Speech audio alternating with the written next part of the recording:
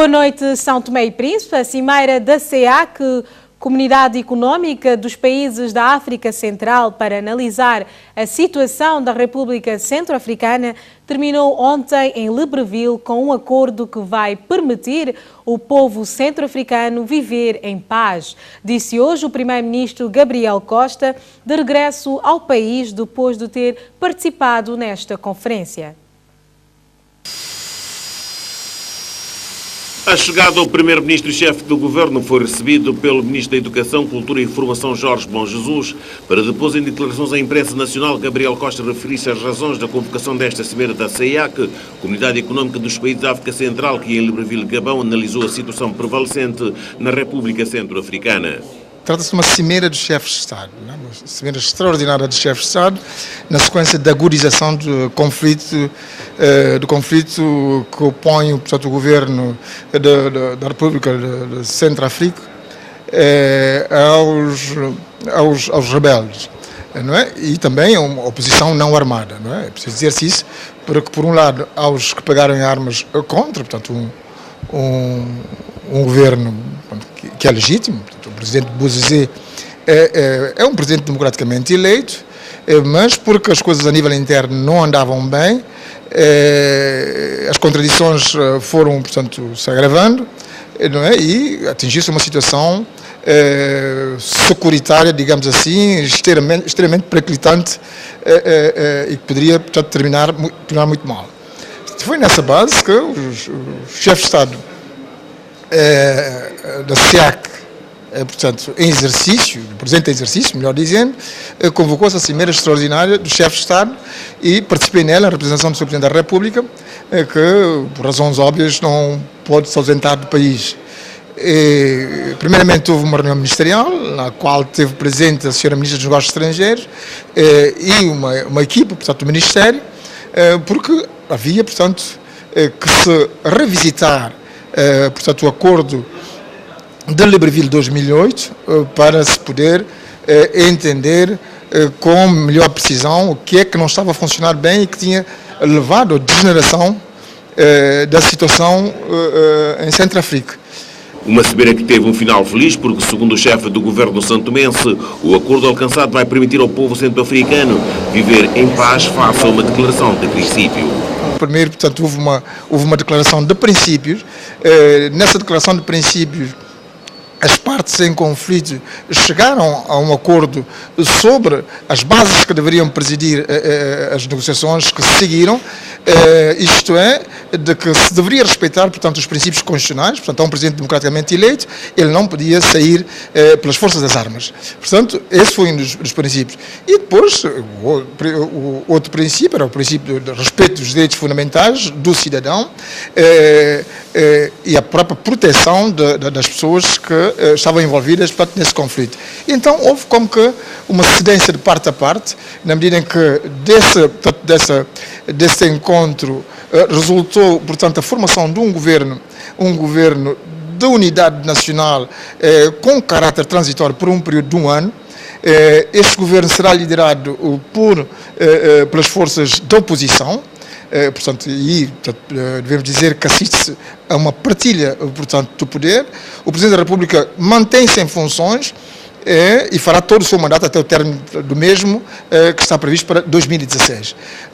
Portanto, por outro lado, decidiu-se, portanto, fazer-se calar as armas definitivamente, acantonar-se, portanto, as tropas rebeldes, e foi colocado, portanto, em funcionamento um comitê, portanto, de mediação, do que nós, São Tomé e Príncipe, fazemos parte, um comitê de seguimento que está, portanto, que tem à testa o presidente Denis Sassou Nguesso do Congo, e estamos absolutamente convencidos que, se o bom senso, como se verificou durante as negociações, se imperar, que essa questão da paz, portanto, terá vindo para durar. À margem dessa cimeira da CEEAC em Libreville, Gabriel Costa manteve encontros com vários dirigentes da comunidade que ficaram informados da situação no país. As pessoas estão devidamente informadas sobre aquilo que se passa em São Tomé e Príncipe. E reiteraram-nos, portanto, todo o seu desejo, o seu interesse em preservar e, sobretudo, aprofundar os laços de cooperação existentes com São Tomé e Príncipe.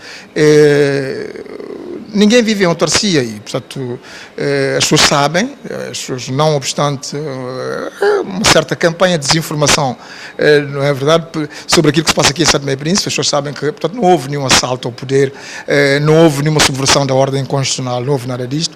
Portanto, houve uma situação, uma clivagem política que nós já soubemos, na sua devida altura, explicar, não é, as razões dessa clivagem política e que, portanto, houve todo um esforço nacional no sentido de poder ultrapassar a clivagem política e de pôr o país em marcha, porque temos imensos problemas para resolver e não podemos estar eternamente a alimentar querelas inúteis, não é? Por isso é que nós até optamos como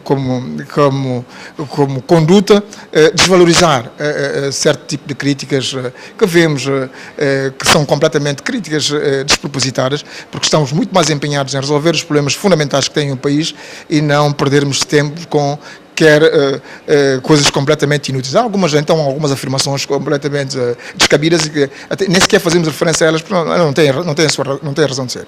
Para esta cimeira de Libreville sobre a situação na República Centro-Africana, o primeiro-ministro e chefe do governo fez-se acompanhar da ministra dos Negócios Estrangeiros, Cooperação e Comunidades, Natália Umbelina, da Defesa e Ordem Interna, Oscar Sousa, de funcionário dos Negócios Estrangeiros e de um representante do Presidente da República.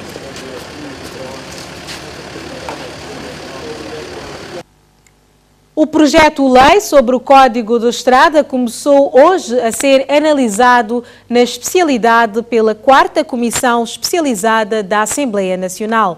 O referido exercício está a ser feito em conjunto com representantes de outras instituições privadas e estatais ligadas ao setor rodoviário. O Código de Estrada de 1954 pode ser finalmente atualizado. O documento, já alterado pela autoridade competente, começou hoje a ser discutido na especialidade pela 4ª Comissão Especializada da Assembleia Nacional, que para tal convidou outras instituições ligadas à estrada, como a Direção de Transportes Terrestres, Polícia Nacional, Instituto Nacional de Estradas, escolas de condução e as associações de taxistas e motoqueiros. Esta foi a primeira reunião, a primeira sessão. Foi um sucesso, já que os participantes são pessoas que estão muito intimamente ligadas às questões do trânsito. Tiveram uma participação fantástica, na medida em que foram capazes de exprimir toda a experiência e a prática que têm dessas questões e, sendo assim, ajudam muito, digamos, a evolução que temos em vista, tendente à aprovação da lei. Depois de algumas horas de análise do projeto-lei sobre o Código de Estrada, a 4ª Comissão Especializada da Assembleia Nacional suspendeu a sessão, tendo em conta que representantes de algumas instituições convidadas reclamavam pela recepção tardia do documento. Vamos retomar na próxima quarta-feira às 9 horas e estamos também assim a dar tempo à participação de alguns setores que não estiveram presentes, sobretudo as câmaras distritais que não puderam comparecer e que nós agora vamos reforçar o convite a essas câmaras, porque a sua presença é imprescindível. É imprescindível porque elas têm o domínio sobre os distritos e os problemas de trânsito que aí se colocam e terão que estar a par das alterações que estão a ser propostas ao Código de Estrada. Caso venha a ser aprovado na especialidade pela 4ª Comissão Especializada da Assembleia Nacional na quarta-feira, o projeto-lei sobre o Código de Estrada será levado para aprovação na globalidade de numa das próximas sessões plenárias da Assembleia Nacional. O Partido de Convergência Democrática pronunciou-se hoje sobre o caso Kosovo. Num comunicado, o partido insta as autoridades nacionais e internacionais a inteirarem-se dos seus contornos e a agir em conformidade. Relativamente ao reconhecimento da República do Kosovo, levada a efeito pelo governo do Sr. Patrício Trovoada, é necessário afirmar-se que o problema não reside no reconhecimento em si mesmo, que já foi feito por muitos países, mas na forma tendenciosa e unilateral como procedeu o anterior governo. A este respeito, depois de analisar atentamente o comunicado do Presidente da República e o esclarecimento proferido pelo seu assessor na comunicação social sobre esta matéria e comparando-os com o teor do comunicado do ADI, o PCD levanta as seguintes questões. Quais foram as intenções do Sr. Patrício Trovoada a tomar a iniciativa de proceder unilateralmente ao reconhecimento da República do Kosovo, pondo tão flagrantemente em causa o bom nome e a credibilidade de Santo Tomé e Príncipe? No contexto da pretensão do governo do ADI para reconhecimento do Kosovo, à semelhança dos outros reconhecimentos, subentende-se a existência de um acordo entre Santo Tomé e Príncipe e o Kosovo. Ora, num acordo existem direitos, deveres e contrapartidas. Qual é o paradeiro deste acordo? Que direitos, deveres e contrapartidas couberam nesse acordo a Santo Tomé e Príncipe? Não constatando tais contrapartidas dos cofres do Estado, quem terá beneficiado delas? Para além disso, na opinião do PCD, o referido ato é por si só inválido, já que a resolução do governo foi redigida em papel timbrado do gabinete do ministro secretário-geral do governo e assinado pelo então ministro da Justiça, quando, no mínimo, deveria ter sido impresso em papel timbrado do venerando Conselho de Ministros e assinado pelo primeiro-ministro e o ministro dos Negócios Estrangeiros. Pelas razões acima expostas, o PCD insta as autoridades nacionais a aturada investigação do caso junto às instâncias nacionais e internacionais, de modo a inteirar-se dos seus nebulosos contornos e agir em conformidade. O PCD comentou a declaração feita recentemente pelo Primeiro-Ministro na Assembleia Nacional sobre o alegado branqueamento de capitais no país. Os convergentes democráticos instam o governo a prosseguir com as investigações e mostraram-se surpreendidos com as recentes declarações feitas à imprensa pelo Procurador-Geral da República.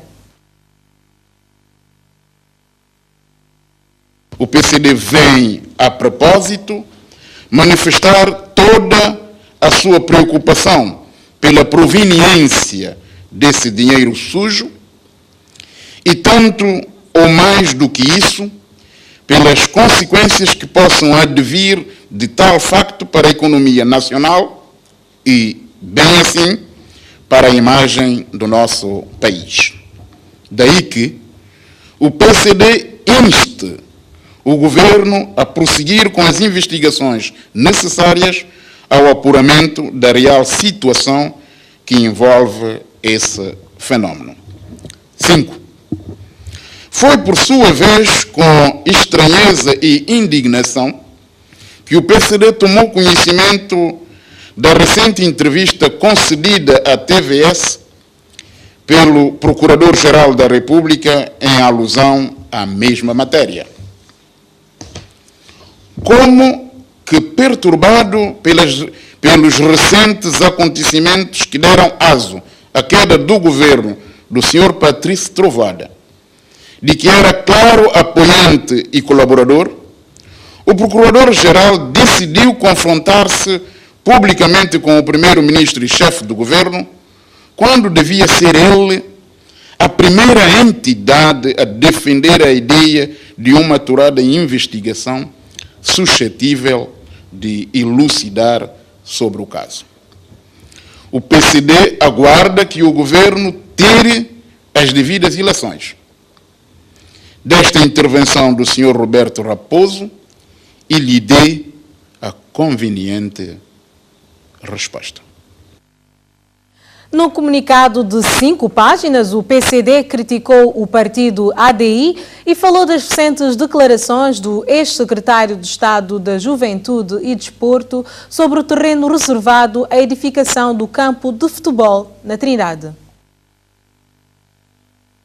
Um dos casos em que tal ocorreu tem a ver com a entrevista dada à TVS pelo ex-secretário de Estado da Juventude e Desporto, Abenilde de Oliveira, em resposta à intervenção no plenário da Assembleia Nacional de 2 deputados do PCD, os quais denunciaram o facto de o referido ex-membro do governo ter utilizado em seu proveito o terreno reservado à edificação do campo de futebol da cidade da Trindade.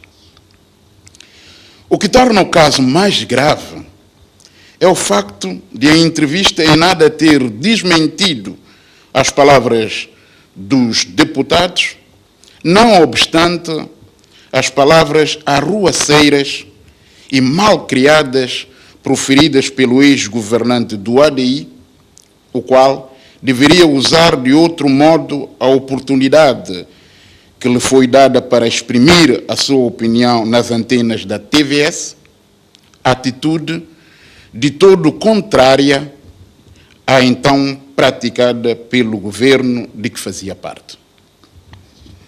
Tendo em conta a necessidade do esclarecimento público desse caso, o PCD insta o governo a tornar público toda a veracidade dos factos à volta desse processo. O governo pretende implementar uma nova dinâmica no setor da agricultura. Por isso, o ministro da Agricultura, Desenvolvimento Rural e Pescas reuniu-se hoje com os representantes das organizações não governamentais, setores ligados à agricultura, de forma a acolher opiniões no âmbito da coordenação das atividades agrícolas no terreno. A coordenação das atividades das organizações não governamentais e as políticas de intervenção governamental são apontadas por este governo como um ponto positivo para que as atividades agrícolas tenham melhor sucesso. Por isso, António Dias, ministro da Agricultura, Desenvolvimento Rural e Pescas, reuniu com os representantes das ONGs e sectores estatais ligados à agricultura. Nós pretendemos uma política de aproximação com as organizações da sociedade civil. Por essa razão é que fizemos questão de lhes dizer que este governo vai dar uma atenção especial às organizações da sociedade civil. Este governo acha que não está em concorrência com as organizações da sociedade civil. Muito pelo contrário, o governo e as organizações da sociedade civil complementam-se. Por essa razão é que fizemos questão de transmitir isso e dizer e lhes informar sobre a dinâmica que nós pretendemos no quadro do Ministério da Agricultura, Pesca e Desenvolvimento Rural, e queremos também contar com a total colaboração dessas ONGs na melhoria da dinâmica com vista à prossecução dos resultados que pretendemos. Uma reunião que facilitou intercambiar informações e conselhos entre as partes no respeitante às atuações de políticas de intervenção. Pedir para que não haja duplicidade de ações no terreno. Um segundo conselho foi para que analisem de forma muito ponderada a pertinência das ações a serem implementadas, e os outros 2 conselhos têm a ver com os nossos 2 calcanhares de Aquiles, que tem a ver com a questão da sustentabilidade das ações e a questão também da apropriação por parte do nosso grupo-alvo, os agricultores, pescadores, criadores e silvicultores. Uma iniciativa muito apreciada pelos representantes das organizações presentes. É de elogiar a iniciativa do ministro, tendo em conta que ele chamou-nos, né, para ouvir um pouco das ONGs, das atividades das ONGs, do que as ONGs estão a fazer e conhecer um pouco a planificação das ONGs e nós também conhecemos também um pouco do governo para de modo trabalharmos em sintonia. Cada um expôs as suas preocupações e estamos em crer com este governo e como podemos traçar rumos de modo a realmente alcançarmos os objetivos que pretendemos, que vão incidir sobretudo no desenvolvimento de São Tomé e Príncipe. Desde o Ministerio estão a abrir novas portas no sentido de fazer uma aproximação aos problemas reais nas comunidades, no mundo rural e esta iniciativa de poder coordinar as ações, de ter conhecimento das atividades e os projetos que estão a ser implementados é uma boa oportunidade, é uma boa estratégia de intervenção para melhorar as condições de vida destas populações. Uma coordenação que facilitará o desenvolvimento dos projetos de forma concreta e concertada. Foi há uns anos atrás. O presidente da Câmara Distrital de Água Grande convocou hoje a imprensa para esclarecer a população que a construção de valas, estradas e pontes não são competências das autarquias, mas sim do governo. Equineide Santos disse ainda que é necessário descentralizar os serviços e cada instituição deve assumir as suas responsabilidades. Temos vindo a assistir na comunicação social diversas reclamações da população e acusações de atores políticos relativamente a vários problemas que hoje vivem as nossas populações. A Lei Quadro das Autarquias Locais é bastante clara no que toca às competências das autarquias locais, enquanto o poder local que está mais perto das populações, escutando assim as suas preocupações. A construção de valas, estradas, pontes não são elencadas como sendo competências das autarquias, nem tampouco o ordenamento do território, a urbanização dos bairros, entre estas são competências adstritas do poder central. Em relação à existência de pântanos e salas em locais como Santo António e Potopotó, o autarca de Água Grande sublinhou que também não é da competência da Câmara. Em Potopotó, por exemplo, houve exploração de areia e depois isso se transformou em pântano. É da competência da autarquia fiscalizar quem extrai areia de forma ilegal? Não. Mas depois passa a ser um problema da autarquia. Mas não é só a questão do lixo. Quando se transforma em pântano, a população aproveita e faz o depósito de lixo, mas não existem máquinas que vão para o pântano para retirar esses lixos. Essa que é a questão.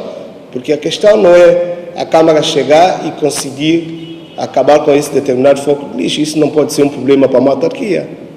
O problema é as condições que encontra o terreno para a retirada desses lixos. E o outro exemplo é a questão do próprio nível. Quando se constrói a estrada, quer que se construa a estrada, tudo bem. Em São João temos esse exemplo, já não é a questão da própria exploração, mas é a questão do próprio nível do terreno. Quando se construi a estrada de São João, construi a estrada acima do nível das construções. É isso que acontece. Então, o que é que acontece? Toda a água da chuva vai praticamente desaguar praticamente no quintal das pessoas. O que é que deve-se fazer? Deve fazer um estudo, um levantamento, e isso foi feito ultimamente na visita que nós fizemos a este circo, na altura da elaboração do orçamento do Estado. Nós, junto ao governo, fomos ao terreno, colocamos essa situação ao governo central e o governo teve o cuidado de inscrever no seu orçamento não só a zona de São João. Dentro de um mês estarão concluídas as obras de reabilitação do mercado de Pantufo. A obra está avaliada em cerca de 200 milhões de dobras e está ao cargo da empresa SMC Service. Os preparativos para a reabilitação do mercado de Pantufo já arrancaram e o autarca de Água Grande esteve no local para conversar com as feirantes. O projeto de reabilitação contempla, entre outros aspectos, o muro de vedação, aumento do número de bancas e casas de banho. Mas o objetivo principal é incentivar o comércio local, ou seja, o desenvolvimento local dessa comunidade. Como é que nós devemos fazer e como é que vamos fazer? Nós vamos incentivar as pessoas a comercializar os seus produtos aqui localmente, nesta localidade de Pantufo, como em outras localidades que nós temos hoje, estamos a referir na localidade de Uco da Rei, e com isso nós vamos também incentivá-los, como nós vamos fazer no mercado de Uco da Rei e nos outros mercados locais, na questão do microcrédito, pequenos créditos, para incentivá-los também e também ajudá-los a fazer crescer o seu próprio negócio. Com isso, nós já temos um plano estratégico. Além disso, a Câmara está a estudar a possibilidade de conceder arcas para a conservação dos pescados das palaias desta comunidade. Recebemos uma solicitação também da parte das vendedoras de peixe para a conservação dos pescados, ou seja, eles precisam de um local perto do mercado onde eles podem conservar esses pescados. E nós já fizemos o registro disso. E com a inauguração nós pretendemos também entregar essas arcas para que eles possam conservar esses pescados. As feirantes não esconderam a satisfação. Aqui em Vila de Pantufo não tem um bom mercado. Mercado que ele vende coisa nele lá de estrada, pode provocar acidente. Hoje já vai ter nosso mercado, o está contente, está com gosto bastante. O está com foco contente porque só que nem tem que ajudar Pantufo. O já está em Vila do Grande Mercado, para aí já não vai vender peixe, já mato mais, já não vai andar muito, porque já tem mercado para vender peixe, já tem marca para guardar peixe. O está bem contente, está feliz. O mini-mercado para cerca de 40 feirantes desta comunidade pescatória estará concluído dentro de um mês e está orçado em cerca de 200 milhões de dobras. Um grupo de jornalistas franceses estão no país para uma visita turística de uma semana. Esta tarde estiveram reunidos no restaurante Felumar, no intercâmbio com alguns jornalistas santomenses. Uma visita promovida pelo Consulado de Marselha, pela revista Elíades e pela Mistral Voyages.